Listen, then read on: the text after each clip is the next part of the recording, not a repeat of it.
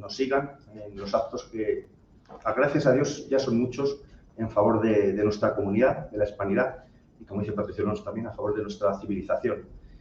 Hoy es un día importante porque Mónica Luag Nicolello o Nicolelo. Nicolello, vale, es que los hispanistas suelen tener un nombre bastante complicado. Ha venido a España y es un privilegio tenerla aquí. Ya estuvo en España en un periodo de becaria en el Centro Superior de Investigaciones Científicas, que comentaremos, pero en este viaje, bueno, es un esfuerzo traerla, es un esfuerzo hablar para ella y presentar su libro, que es de lo que vamos a hablar hoy. Luego haremos una tertulia entre todos, Patricio Alonso, Óscar Uceda y los que están aquí en la sala, y cerraremos el acto con unas piezas musicales, un profesor, un músico chileno, afincado en Sevilla muchos años, otro hispanista de pro, que también es interesante lo que él cree que se puede hacer desde la música por la hispanidad. Y bueno, tratamos de hacer un acto hoy dinámico, abierto, directo, entre todos los que estamos aquí. Y bueno, todo lo que hagamos en favor de la comunidad hispánica, bienvenido sea. Voy a hablar primero del libro, luego de la autora, porque también sé que Patricio Alonso va a hablar a fondo de la autora, ¿no? que se deshacen elogios, ¿no? No es para menos. El libro, este libro, Indios Españoles y Nuestroamericanos, es un título muy acertado. En su lectura, lo que yo voy a destacar, o lo que me parece a mí más digno de destacar, es reflexiones, pensamientos sobre esas tres patas que configuran a América, Hispanoamérica. En primer lugar, los indios, que por desgracia en Europa los hemos minusvalorado. Y Mónica hace un esfuerzo aquí de difusión de la gran aportación que tuvo la población indígena nativa en algunos avances tecnológicos en materia de alimentación, de navegación. O sea, los tópicos y la política dichosa de hoy en día pretende separarnos, distanciarnos a los españoles de la población nativa, cuando la realidad histórica fue todo lo contrario. O sea, la realidad de hoy es que la población indígena nativa hubo de todo, con la presencia de europeos allí, todo tipo de reacciones, favorables, enemistosas, sospechosas, dudosas, pero lo cierto es que, como una de las reflexiones que aporta el libro, es el valor que en muchos campos aportó la población indígena para la configuración que hoy es Hispanoamérica y para las mejoras de nuestra civilización en materia alimenticia, navegación, etc. También Mónica, ella se define, me gusta mucho lo que dice en su libro, que ella es una militante hispanoamericanista, defiende el legado español y lo defiende, como hace en toda su obra, con rigor, con profundidad, sin pasiones, de forma científica, y es por ello una hispanista, una de las personas que en América, como otros que están aquí en la sala, pues valoran positivamente los 300 años largos, 400 en las caso de las Islas del Caribe, que algo habría para permanecer y convivir durante tanto tiempo pacíficamente pueblos de este lado del Atlántico y de aquel. Y luego, recogiendo una definición que hacía José Martí, hijo de valencianos, como todos los que promovieron las independencias en América eran españoles, hijos de españoles, ¿no? José Martí hablaba de nuestros americanos, ¿no? Y bueno, como ese colectivo que otros pensadores, como José Vasconcelos, entendió que se había creado a raíz del encuentro en América entre españoles y americanos, de esa nueva comunidad que tiene un reto en el futuro, en lo que analiza muy bien Mónica Luag en su libro, ante la quinta revolución tecnológica, hace un análisis muy serio de las diferentes etapas o evoluciones que ha habido en los últimos siglos de cambios tecnológicos, y su mensaje final en esta obra es decir, vamos a prepararnos, somos una comunidad importante, vamos a afrontar esta quinta revolución tecnológica que se basa en la robotización, en las tecnologías, en el dominio de grandes corporaciones multinacionales. Vamos a preparar esta comunidad para afrontar esa revolución y ser los que hacen las reglas y no los que las reciben. O sea, voy a dejar el inglés a un lado estamos en un foro de hispanistas, ser los que crean normas y los que participan activamente en la comunidad internacional como sujetos de derechos, sujetos activos y sujetos que tienen mucho que aportar. Dice muchas cosas interesantes. Ella define su libro como una serie de reflexiones ordenadas, que padecemos una débil conciencia geopolítica, pero que eso tiene que cambiar y que puede cambiar si tenemos voluntad para ello. Y presentado el libro, presento a la autora. Mónica es magíster en Historia Iberoamericana por el Instituto de Historia del Consejo Superior de Investigaciones Científicas. Fue becaria, tuvo una beca de la Fundación Carolina, por lo cual ya conocía España hace unos años. Creo que la he visto cambiada, creo que algo hemos cambiado estéticamente, por lo menos en lo arquitectónico. Ha sido persona activa, que creó lo que se llama, organizó la Ruta de la Plata, que es una conexión entre profesores hispanoamericanos, sobre todo de Argentina y Uruguay, para indagar en la historia, en lo que estamos hablando, en las perspectivas de futuro, en conectar pues, esas herramientas importantes que son los docentes para crear una idea y una cultura de futuro a favor de la comunidad hispanista. Ha hecho trabajos importantes, como por ejemplo inteligencia emocional histórica, y luego hay una obra sobre un cónsul, Thomas Hood, y Uruguay, que fue en esto no estoy muy documentado, una persona importante en el proceso de independencia de Uruguay. Llegado a este punto, yo tengo que decir lo que me parece este libro. Yo todo lo que cae en mis manos lo veo, lo trabajo, lo documento, tomo mil notas, en fin, mis libros, para bien o para mal, están repletos de notas. Yo creo que Mónica es una pensadora profunda, rigurosa, maneja muy bien los conceptos, tiene visión clara del futuro, es muy sólida en sus argumentos.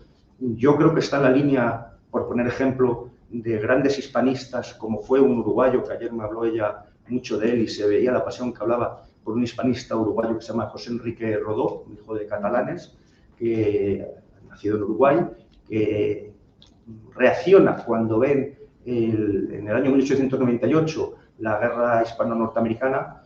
Allí hubo una reacción importante de muchos hispanoamericanos diciendo, ojo, que estamos perdiendo nuestras raíces. Surge una corriente de simpatía hacia España, de precaución respecto a Estados Unidos, que se les ve el plumero en ese momento, y yo creo que está en esa línea de pensadores, como digo, de José Enrique Rodó, o incluso de José Vasconcelos, que es también un mexicano, que fue candidato a presidente de México y un gran pensador, que escribió aquel libro fabuloso que es La raza cósmica, que viene a decir, conclusión de José Vasconcelos, que el futuro no va a ser del hombre blanco, el futuro va a ser el hombre mestizo, como el que se creó en el mundo hispanoamericano o en la América hispánica. Mónica es una pensadora de alto nivel que va a dejar huella, que está dejando huella, que son de las personas que tienen capacidad de mover conciencias hacia donde todos queremos mover, que es hacia una comunidad real y con peso político en el mundo, y Mónica es de esas personas indicadas para hacerlo. Esta ha sido mi presentación del libro de ti. Yo ahora quería dejarte un tiempo que tú expliques a los presentes y a las personas que nos ven y nos vayan a ver en esta grabación, la tesis de tu libro, meterte en matices sobre el pasado, pero también sobre el futuro, que a mí me importa casi tanto más que el pasado. Pues nada, Mónica, todo tuyo y cuéntanos lo que quieres contar en tu libro. Bueno, primero que nada, muchas gracias, Julio, por la presentación y muchas gracias por la organización impecable de este evento, el apoyo que tuvo de todos ustedes, los que están presentes, los que conozco, los que no conozco. Muchas gracias por su presencia, pero además por todo el trabajo previo que hubo y por el apoyo.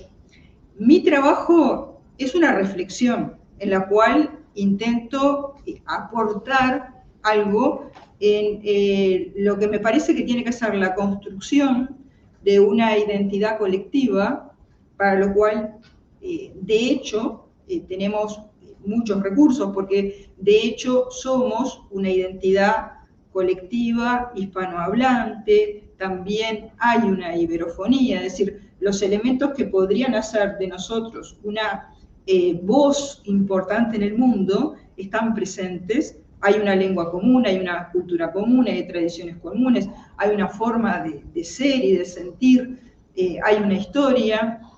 Uno cuando viene acá a España o cualquier otro país hispanohablante, cuando estuvimos en Argentina, ¿verdad? Como explicaba Julio, con proyectos de trabajo con estudiantes, donde la idea es viajar, estar en el lugar y entonces realmente poder experimentar la historia en el lugar de los hechos, pero experimentar una cultura, convivir. Bueno, cruzamos el río Uruguay y en Entre Ríos hay un departamento que se llama Uruguay, tienen como su caudillo principal, el que nosotros vemos como uruguayo, que es José Artigas, pero también está en Entre Ríos. La bandera de Entre Ríos federal es la misma bandera federal de Uruguay. Entonces uno cruzaba el río Uruguay y se encuentra con un Uruguay paralelo, es algo así como mundos paralelos. Y también aquí en España podemos reconocer mucho de nuestro mundo, en realidad es el mismo mundo, pero es como esas películas de ciencia ficción en la cual hay mundos paralelos porque hay dimensiones espaciotemporales que uno atraviesa y se encuentra en un mundo que podría haber sido el nuestro si se hubieran dado determinados acontecimientos. Esas series de ciencia ficción de alguien que viaja en su máquina del tiempo al pasado y entonces en el pasado modifica un elemento del pasado y cuando vuelve a su presente es todo igual, pero hay algo distinto, porque los acontecimientos se dieron de otra manera. Y en el caso nuestro, esa puerta espacio-temporal que atravesamos y encontramos mundos paralelos son los charcos que nos separan. El charco del Océano Atlántico, o el charco del río Uruguay, o el charco del río Paraná, y estamos en otro lugar que decimos, pero ¿y qué hace acá el que nosotros consideramos el caudillo fundador de la nacionalidad oriental? Porque claro, eso es un relato, ¿no? Que hay un caudillo fundador de la nacionalidad oriental. Lo que tenemos es un caudillo federal argentino, por eso cruzamos el río Uruguay, y ¿qué hace acá? El busto del que nosotros... y la misma bandera, y lo que tiene es que aparece el Pancho Ramírez, es decir, aparece una figura de otro caudillo y ahí está la diferencia, pero es todo igual, somos nosotros de otra manera. Y cuando uno viene acá a España, no es solamente hablar el mismo idioma, es una empatía muy fuerte que no la tenemos con otros. Yo creo que además Montevideo, justamente porque fue una ciudad borbónica fundada en el siglo XVIII y con mucha inmigración española a lo largo de toda su historia, tiene eso de que uno entraba en una tienda de barrio, que nosotros llamamos almacén, el almacenero que a uno lo atendía era un español, uno se subía al ómnibus, esto tiempo atrás, porque ahora ya no hay la misma inmigración, se subía al ómnibus, el chofer era un español. Y cuando yo vine para acá, iba a una tienda y el que atendía un español y yo decía, bueno, sí, estoy en un Montevideo que tiene más inmigrantes de españoles del que tiene Montevideo, porque era una dimensión paralela. Entonces, estos que son mundos paralelos, si sumaran sus recursos, serían una potencia mundial. Eso está planteado en mi libro, pero no es una utopía, no es un sueño romántico, es una urgencia histórica. Nos encontramos frente a un enorme desafío que es la quinta revolución industrial, es decir, ya la segunda revolución industrial con la energía eléctrica, los ferrocarriles, los productos sintéticos, dio lugar a una tercera revolución industrial con la energía atómica, los comienzos de la informática. Después hubo una tercera revolución industrial con el desarrollo de la informática en los años 70 y de la robótica y de la biotecnología, y ese proceso se va acelerando y hoy en día estamos en una fase cada vez más acelerada, la cual los teóricos, porque estos son proyectos, es decir, no son procesos que se dan de forma natural, se los presenta como que se dan de forma natural, pero son proyectos en los cuales tenemos alguien que es sujeto histórico, es decir, que es el que marca el camino por donde va la historia y el que hace la historia, y otros que son objeto de la historia, es decir, que reciben las cosas hechas y que no son los que toman las decisiones históricas. Entonces, el gran desafío de la comunidad hispanohablante es ser sujeto histórico y es ser, como se dice en la comunidad anglosajona, el que pone las reglas y no solamente el que toma las reglas, como se explicaba en la presentación, y tener una voz en el mundo. En la manera como nosotros vemos la realidad y como contamos la historia, nos vemos como una especie de periferia que entonces frente a esa quinta revolución industrial necesita tomar o copiar o subirse a un tren y no perder el tren. Esa es la idea que tenemos. Está viendo un tren que va muy rápido, nosotros no perdamos el tren.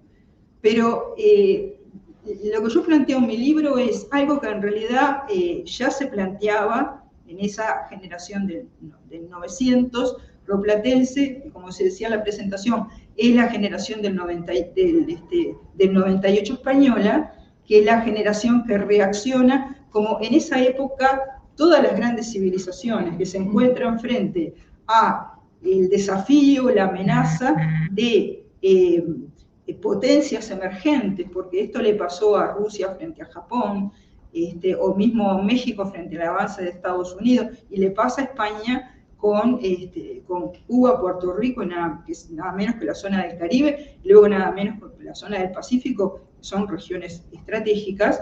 El desafío de ser avasallados por una civilización que se está modernizando, que está teniendo un desarrollo tecnológico. Y lo que plantean nuestros pensadores es, no podemos copiar lo que otros están haciendo, lo tenemos que tomar, pero lo tenemos que tomar de acuerdo con nuestros valores. Y lo interesante de José Enrique Rodó, que es un pensador uruguayo del 900, pero que después tiene una enorme difusión en Hispanoamérica y en España. En España el trabajo de Rodó fue comentado por Leopoldo Alas, que era el crítico al cual se enviaban los trabajos de autores hispanoamericanos, porque habremos roto desde el punto de vista político, pero después, para triunfar un escritor hispanoamericano, enviaba sus trabajos a España y eran los críticos españoles los que lo examinaban. Y enviaban sus escritos a Miguel de Unamuno, y Miguel de Unamuno tenía correspondencia con 300 escritores hispanoamericanos y los iba llevando a todos y los iba acompañando en el desarrollo de su escritura. Desde los primeros ensayos, él decía, estas cosas tengo que leer, porque al principio la redacción era horrible, ¿no? Después se fueron perfeccionando esos escritos y ahí salieron escritores brillantes. Hubo un acompañamiento de España, y lo que decía José Enrique Rodó, que era uno de los que tenía correspondencia con Miguel de Unamuno, y decía también Miguel de Unamuno, examinemos el tipo de filosofía que hay detrás de este desarrollo tecnológico y de este proceso de avasallamiento, porque hay materialismo por detrás, hay pragmatismo, hay utilitarismo, y nosotros somos otro tipo de civilización. Así que en una revolución industrial y tecnológica, la civilización hispanohablante y el usohablante no puede tomar el mismo camino de la anglo-germánica, por ejemplo. Tenemos ahí que partir de lo que son nuestros valores y nuestras raíces. Entonces, en el libro, bueno, reflexiono, me trato de responder la pregunta, ¿y cuáles son esas raíces y cuáles son esos valores? Y trato de vincular diferentes identidades. Lo indio, que es un término que está desprestigiado incluso porque se prefiere decir indígena, aborigen, originario, y indio parece que quedara feo decirlo, no es políticamente correcto. Y estamos desvalorizando un término que se usó durante siglos, pero que o sea, ¿por qué se usó? Nos remite a las Indias, es decir, el reino de España e Indias, que además no era solamente América, porque América es un concepto geográfico que restringe. El hemisferio americano Pensar en el hemisferio americano es pensar que el hemisferio americano está separado de Asia, de Oceanía y de Europa, cuando yo digo americano. Cuando yo digo indio, tiene un alcance mucho mayor, porque las Indias también eran Asia, y además es ser mucho más leal al indio, porque el indio era de origen asiático, tenía su cultura y sigue teniendo, es decir, la cultura que después fue reelaborando, sus vínculos con el mundo asiático y sus vínculos con Oceanía, es decir, los vínculos con la Polinesia, con la Melanesia, y a su vez el mundo español también es el mundo africano y es el mundo europeo. Es decir, en esta monarquía de España e Indias, nosotros tenemos dos grandes columnas, dos grandes pilares universales.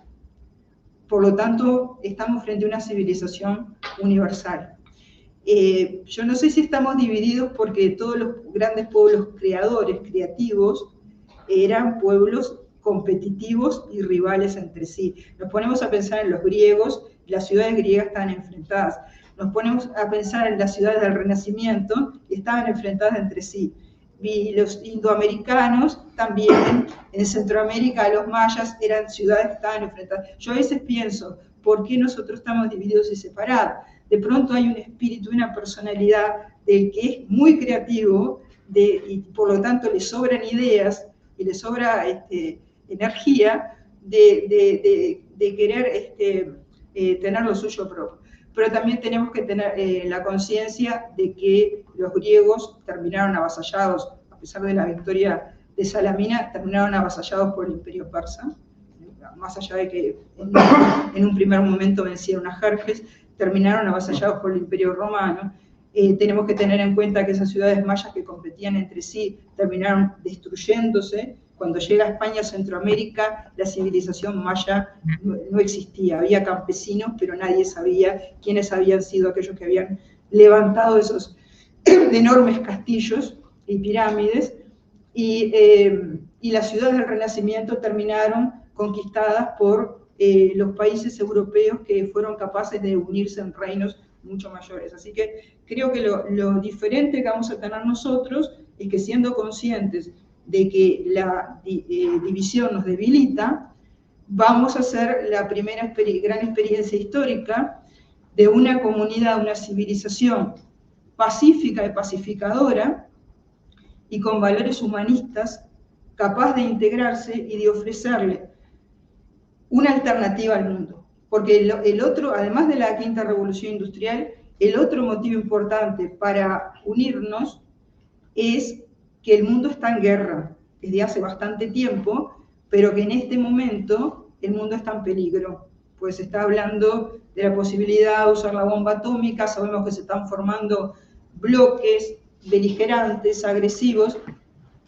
cuando nuestra civilización es una civilización pacífica y pacificadora, porque tiene una base de mentalidad universal que está dada por la misma raíz católica, que su misión ha sido siempre formar civilización. Es decir, la civilización europea es consecuencia de la evangelización del cristianismo. El cristianismo unió a los europeos a distintas culturas en una cultura, y luego eso se replicó en América. Así que con esas raíces nosotros tenemos una civilización que tiene que tener una voz en el mundo para ser una alternativa, no solamente para nosotros, sino para el resto de la humanidad. Eso en cuanto a indios, españoles, y lo que se refiere al concepto de nuestro americano, lo usa Martí, pero en el libro yo digo que surgió en la segunda mitad del siglo XVII. Es una de las expresiones más antiguas que tenemos para referirnos a América, nuestra América. Es decir, un territorio que no es que sea nuestro porque lo dominamos, sino porque lo queremos, porque le tenemos un afecto especial. El poema donde aparece por primera vez la expresión Nuestra América es de Domínguez Camargo, que era un neogranadino, Y justamente el título del poema en realidad no es Nuestra América, él usa la expresión Nuestra América, pero el título del poema es al agasajo con que Cartagena recibe a los que vienen de España. Entonces esa Nuestra América es nuestra América afectuosa y que queremos y que recibimos a los demás con generosidad y con hospitalidad. No es una Nuestra América enfrentada a España o enfrentada al mundo. Y en los orígenes de la idea de lo americano está España, está lo español. En el origen, por ejemplo, de la identidad chilena está Alonso de Ercilla. En los orígenes de la identidad rioplatense está Martín del Barco Centenera. Está un español. En eso que después son la base del nacionalismo de cada país, está un español. Pero también está la idea que surge ya en el siglo XV de buscar un origen común, cosa muy interesante, un origen común de españoles y de indios. Con lo cual hay un capítulo en el libro que a ustedes les puede resultar extraño, pero yo explico un poco el por qué en la época, en lugar de buscar la diferencia con el indio, se buscaba la semejanza con el indio. Y esa semejanza con el indio venía por el lado de justamente la monarquía hispánica. La monarquía hispánica se consideraba, los Trastámara, descendientes de Tubal, un primer orfebre de los tiempos de Noé. Y que el indio americano también era descendiente de Tubal. Hay no solamente cronistas, los cronistas usan este enfoque que proviene de Año de Viterbo, un erudito que lo difundió entre los cronistas, lo usan los poetas con Martín del Barco Centenera y lo usan los indios. Guamán Poma Ayala dice, los primeros indios del Perú eran españoles. O sea, el que ha leído la nueva Corónica y Buen Gobierno de Guamán Poma Ayala se encuentra con esa cosa extraña que dice, ¿y esto qué es?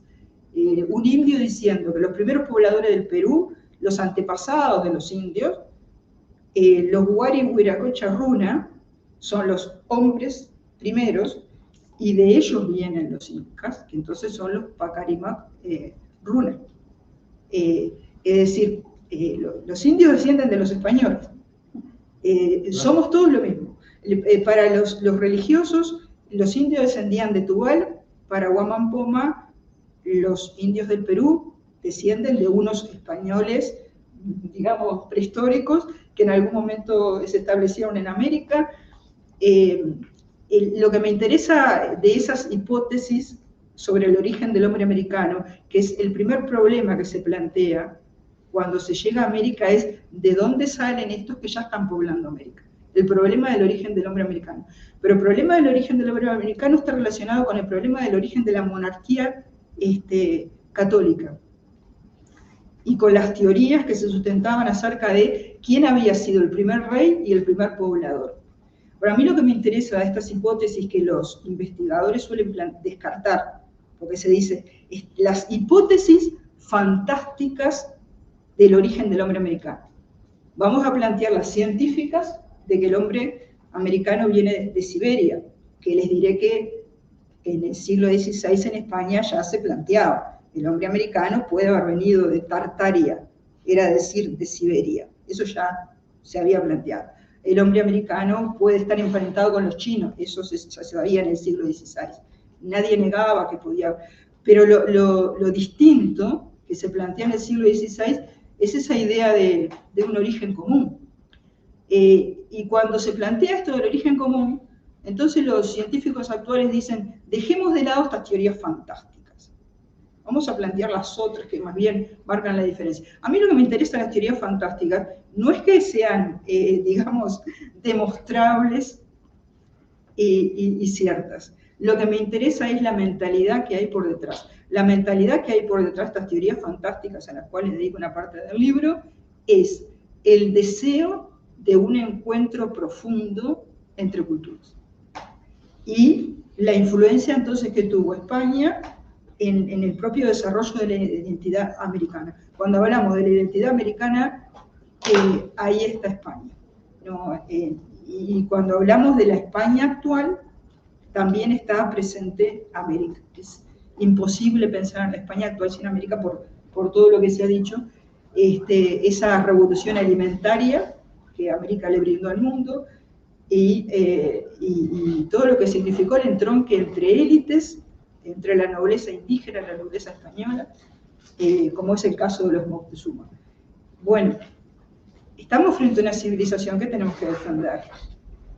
Si no la defendemos nosotros, los demás que no lo conocen no lo van a hacer. Pero cualquiera que tuviera esta herencia en sus manos, la defendería hasta las últimas consecuencias. Si hubiera sido Francia la que hubiese hecho esto, hubiese sido Rusia, todos los días ustedes tendrían que se estaría hablando de este tema. Así que la memoria para nosotros es fundamental. Es nuestro principal instrumento, conocimiento de la historia y la memoria. Y eso nos va a ayudar a sentirnos lo que somos y a su vez nos va a permitir navegar hacia el futuro en otras condiciones. Y bueno, y después queda leer el libro. Muchas gracias.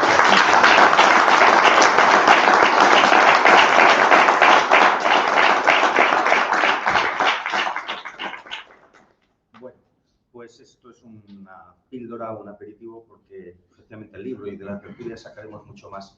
Bueno, ahora voy a presentar a las otras dos personas que están aquí con nosotros. Patricio Lons, le conocéis, argentino, periodista, investigador histórico. Él es muy conocido por sus canales en redes sociales, un éxito tremendo de público de seguidores, tiene 116.000 seguidores, IVAs, aunque cada día sube de número. Le ve más gente que la mayoría de los programas de televisión que desgraciadamente tenemos en esa caja tonta, porque estoy seguro que hay programas que no ven ni la cuarta parte de las personas que siguen a Patricio Lons. Él es toda una referencia para nosotros, para el mundo hispanista, primero porque como buen argentino es un comunicador fabuloso. O sea, cuando un argentino quiere argumentarte, solo queda darle pleitesía, porque dominan la comunicación como nadie. Y ahora le cederé la palabra seguidamente. Pero también quiero presentar a Óscar Uceda. Él es presidente de la Asociación de Historiadores de Cataluña, es un historiador profesional, un hombre que ama su profesión, que defiende en Cataluña contra viento y marea la verdad histórica. Han hecho trabajos muy interesantes. Su trabajo, que yo aconsejo a todo el mundo y yo regalo, es un libro que él escribió de historia, se llama La piel de todos, que es una síntesis fabulosa y maravillosa de esta historia, de la historia de España, de la historia de América. Y yo, para la gente que quiere conocerse y mirarse al espejo y saber de dónde venimos y quiénes somos, pues lo mejor es leer este libro, se llama La piel de todos, de Óscar Uceda. Así que vamos a dejar ahora a Patricio, luego a Óscar, hagan su intervención y luego ya esto es una tertulia. Cualquiera que esté allí opine, diga, corrija, matice, y alguno ya le veo con ganas de saltar al terreno de juego, pero me alegro. Patricio, tienes la palabra para decir lo que... Muchas gracias. Bueno, en primer lugar, agradecer a Julio esta generosidad de invitarme, porque él y Pablo La Asunción, también de Hispanidad, son los que hicieron posible mi viaje. Encima me dice, vas a estar con Mónica. Bueno, para mí fue un motivo de felicidad. Con Mónica hemos charlado en Uruguay y en Buenos Aires. ¿Y cómo la conocí? Bueno, se imaginan por las redes sociales que hayan cientos de mensajes de muchísima gente, algunos denostatorios, otros más o menos, y de golpe aparece una historiadora uruguaya que empieza a darme los matices que yo andaba buscando. Básicamente, el trabajo que hice de divulgación histórica en Argentina era salir de la discusión que tiene el nacionalismo hispanista argentino, que se la pasa discutiendo si los Austrias son buenos, los Borbones no tanto, etc. Yo con eso no solucionamos nada. Es decir, no explicamos el drama histórico que América tiene hace 200 años. Entonces, en algún momento leo un artículo de Mónica, Mónica se comunica conmigo y empiezo a hacerle algunas preguntas y ella logra darme esos puntos de análisis que necesitábamos para entender. Y un día me dice algo que me encantó. Dice, si los españoles le dieron la gramática a las lenguas aborígenes. Las lenguas aborígenes pasó a tener gramática antes incluso que el alemán o el francés. ¿No podríamos considerar a las lenguas aborígenes americanas como lenguas españolas aborígenes? Recuerdo así. Escucha, tiene razón, es clarísimo. Y a partir de ahí, casi a diario nos comunicamos, y a esta hay que taclearla, no tiene que desaparecer. Y los artículos de Mónica son altamente esclarecedores para entender la historia de América y la historia de España en América. Por lo tanto, cuando yo tenía una duda o algo que no lograba discernir bien el concepto final, yo la llamaba a Mónica y ella siempre tenía la respuesta adecuada. Finalmente fuimos intercambiando muchísimo material y un día yo escribí un artículo que lo titulé La peruanidad de los argentinos. ¿Por qué? Porque los rioplatenses habíamos sido en realidad peruanos hasta 1776. Entonces un día le digo, Mónica, esto de La Plata, somos rioplatenses, ella y yo somos rioplatenses, pero plata en Montevideo, Buenos Aires no hay, dice. Acá hay un error de concepto. Porque incluso me hizo acordar a unos periodistas paraguayos. En este momento en Paraguay hay una corriente de profesionales jóvenes, muy patriotas, muy hispanistas y muy preparados, que no solo están preparados, sino que comprenden lo que no saben y buscan información. Y un periodista de ellos me decía, ¿usted puede creer que acá en Paraguay nos hablan de que España nos robó el oro? Y Paraguay nunca tuvo oro, ni plata, ni está. Tenemos unas naranjas barbas, una industria frutícola extraordinaria. Pero eso no sé, me decía Paraguayo, ¿cómo España pudo robar lo que nunca hubo acá? Naranjas se han robado. Entonces, le digo a Mónica, escúchame, ¿cuál es la tierra argentina de Sudamérica? Es Bolivia, la Potosí. Y ahí nos lanzamos a trabajar durante una semana en escribir un artículo que lo titulamos La argentinidad de los bolivianos. Y para mí era muy importante que estuviese Mónica, no solo por su mente esclarecida, sino porque los argentinos y los uruguayos sufrimos un divorcio forzado y los dos formamos parte de ese Argentum que venía de Bolivia. Y yo creo que los bolivianos tenían que ver esa hermandad de uruguayos y argentinos con ellos. Y por otra parte, Mónica sabe explicar muy bien lo inexplicable de la historia del Río de la Plata. Porque un día estamos en Uruguay y se puso a contarme todo el drama político de Uruguay, siglo XIX, siglo XX, y le digo, cambiémosle los nombres y es el drama argentino. Pero en realidad llegamos a la conclusión que es el drama de Colombia, el drama de México, y en buena parte el drama de España. Entonces, con ella siempre terminamos concluyendo quiénes son los malos, quiénes son los enemigos y con qué claridad hay que plantear quiénes son aquellos enemigos de la civilización. Entonces, Mónica me fortaleció a mí la idea de que hay que luchar por la civilización. Entonces, en fondo, somos todos españoles porque somos todos hijos de la cruz. Algunos somos españoles marca Argentina, marca Uruguay, marca Colombia, cada uno con sus propias características, digamos, telúricas, pero cuando estuve este año en Chile, fue como una epifanía, ahí vi la extraordinaria obra de España en un terreno muy difícil, tenemos un Chile muy querido, una orografía muy difícil, un clima, un frío que había que abrigarse fuerte, unos indios que eran salvajes y España logró dominar y civilizar ese lugar que era prácticamente el fin del mundo. Entonces, con Mónica fuimos evolucionando, ella me ayudó muchísimo, es intelectualmente muy generosa y encontré un alma gemela a la hora de entender problemas. Cuando había un problema, decía, acá pasó algo y no logro encontrarle la vuelta.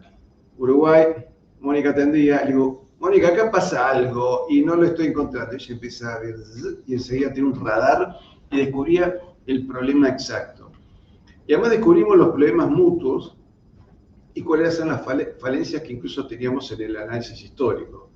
Así que ella cada tanto me hacía alguna pregunta a mí, como para que yo me creyese inteligente y me sintiese bien, pero en realidad yo creo que Mónica es una de las mejores plumas en historia en el Río de la Plata y yo diría que Dios quiera que los españoles la conozcan, porque van a encontrar en ella una pluma equivalente a las mejores plumas que hay en España.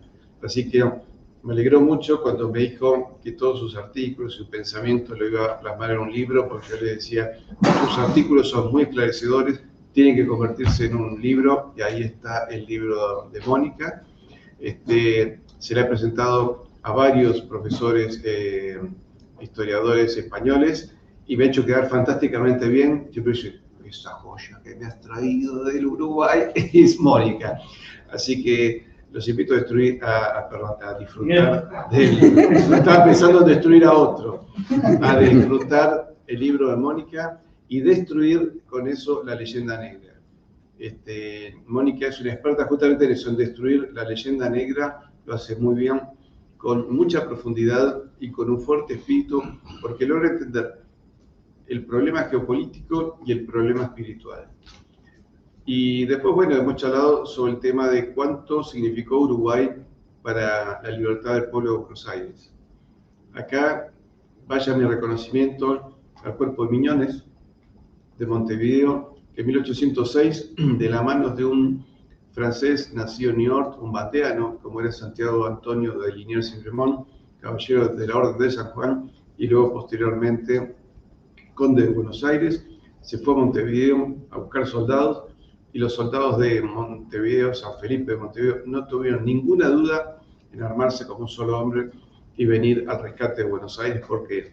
Porque estas tierras eran del rey. Y en el fondo, en América había que cumplir aquello que dijo Blas de Lezo: en América se habla español y se reza a Jesucristo. Así que muchísimas gracias, Mónica, por tu aporte, y me hace muy feliz que esté tu libro ahora en España. Bueno, muchas gracias, Patricio. Bueno.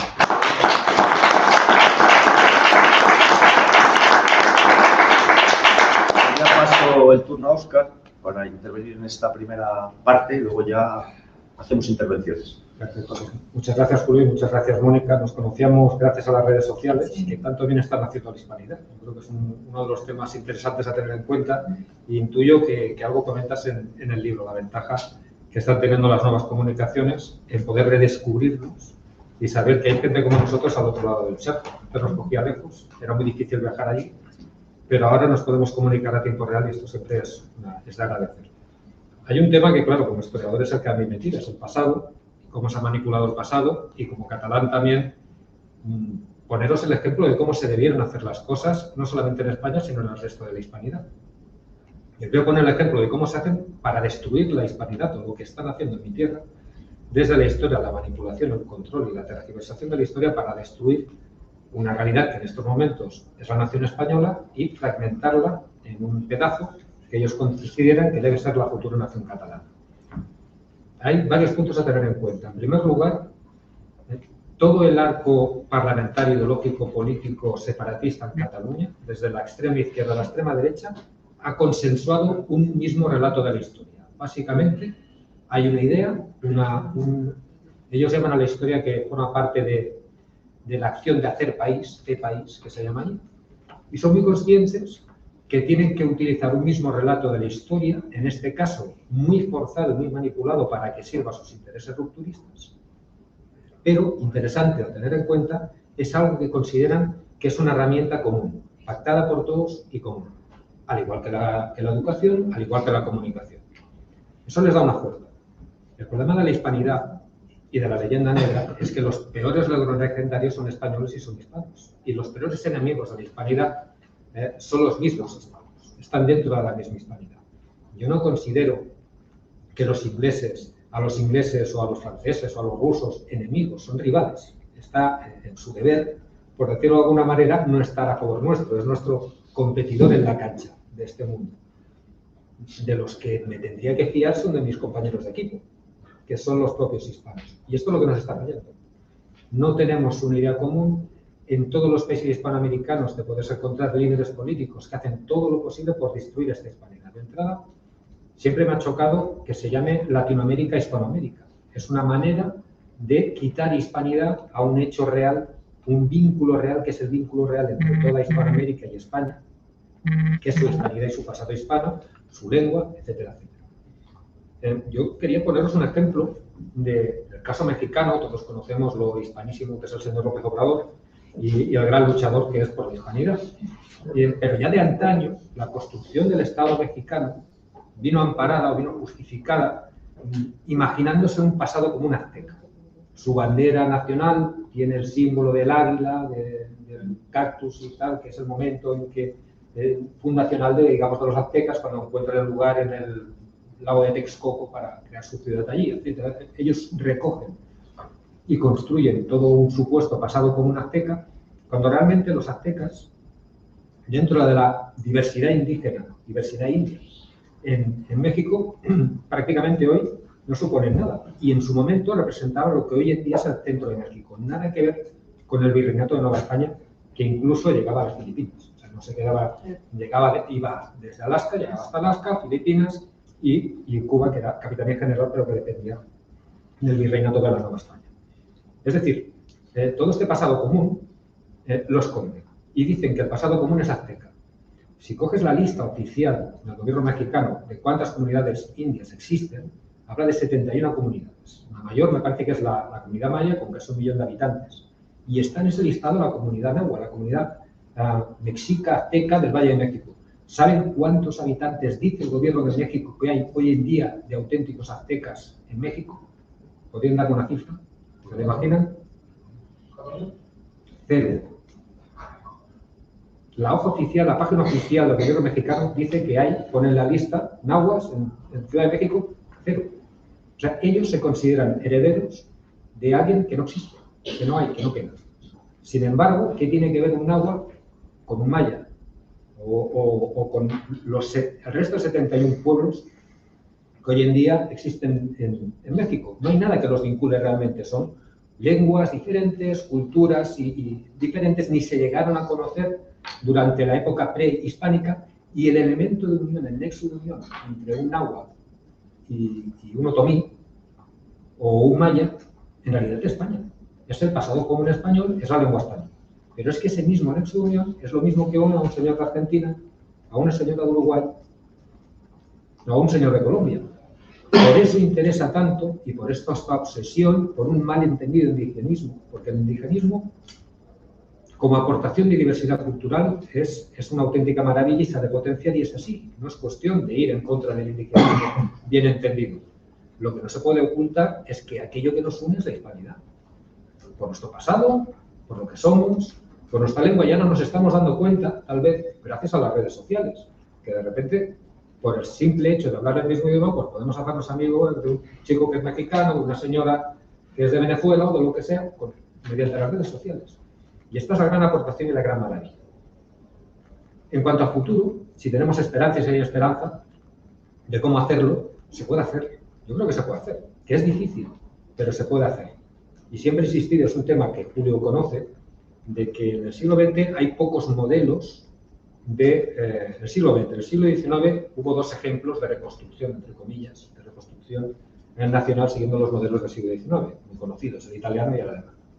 Son complejos, se pueden hacer, y en parte, sobre todo en el tema del alemán, es donde se inspiró la Unión Europea para, dentro de una comunidad que no tiene prácticamente vínculos históricos, o tiene muy pocos, o al menos los tiene de enfrentamiento, sin idioma común, con una larguísima historia bélica que se alarga más de 1,5 milenios, pues se consiguió llegar a un entente cordial, a un lugar de comercio sin enfrentamientos, cuando en realidad no existe ni de lejos el vínculo que puede establecerse entre Argentina, Uruguay o con la misma España. Tal vez se podría aprender de cómo se hizo en Europa en los años 50, cuál fue el proceso para empezar poco a poco, considero que sería la manera de hacerlo, y con pie firme, y en pequeñas cosas al principio y en cosas más grandes al final, en buscar una unión práctica, que es ahí donde tenemos que ir, una unión práctica entre todos los pueblos hispanos. Yo creo que la manera es esa. Se intentó en los años 90, con el subidón que vino de lo del 92, reuniéndose los grandes mandatarios, que como grandes mandatarios acabamos peleados, ¿por qué no te callas? Porque aquello no funciona. ¿Qué es lo que funciona en Europa? Sí que hubo una decisión, primero de pocos países, de grandes mandatarios, pero después se vino acuerdos comerciales, acuerdos, hablábamos el otro día, si tuviéramos la posibilidad de una especie de Erasmus iberoamericano abierto y financiado, Eso sería un intercambio ya de entrada, tanto de personas como de ideas, que podría dar un pequeño pasito más hacia esta soñada hispanidad, que sería lógico desarrollarla, pero que tenemos, insisto, nuestros mayores enemigos en nosotros mismos. Yo creo que si vamos salvando estas distancias y entre todos va creciendo este movimiento, intentando construir ideas y intentando avanzar cada día un poquito más en todos los rincones de la hispanidad, yo creo que hay posibilidades, que tenemos que cogerlo con esperanza y que incluso, y es triste decirlo, a un catalán que está en su tierra intentando romper lo que aún se mantiene, pues viendo que se puede hacer también, eso nos da un poquito de esperanza que no solamente podemos evitar de que la cosa se rompa, sino que además de la cosa se agrande, que eso es lo que interesa. Y muchas gracias por tu libro y estoy deseando ya poder acabar de leerlo porque apenas voy por la mitad. Bueno, muchas gracias. Muchas gracias.